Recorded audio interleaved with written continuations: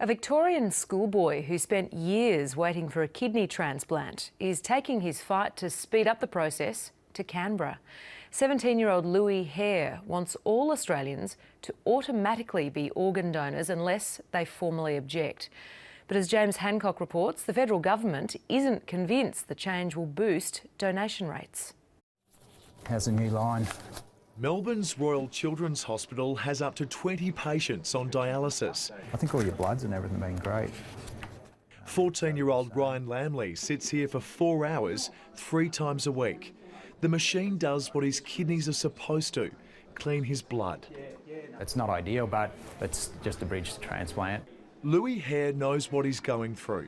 The 17-year-old from Geelong was born with serious kidney problems. His first transplant failed and he spent 4 years on dialysis before a successful second operation. I wouldn't wish that on my worst enemy. Rather than putting the trauma behind him, he's off to Canberra next week armed with a petition in support of an opt-out model for organ and tissue donation.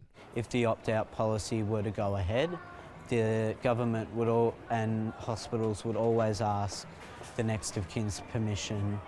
Even though the process to actually sign up to be on the donor registry is really straightforward, quick and easy, I think a lot of people just don't get the time to do it. Countries such as Spain, France and Singapore have a presumed consent scheme.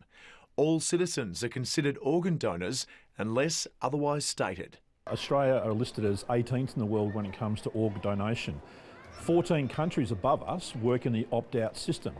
But the federal government is standing by the current opt-in arrangement. Greece, for example, has opt-out and has a very low donation and consent rate. Louis has his sights set on creating a brighter future. I felt alone during that time, and my aim is to come back to the Royal Children's as a fully qualified nurse. Vital support for the many others like him. James Hancock, ABC News, Melbourne.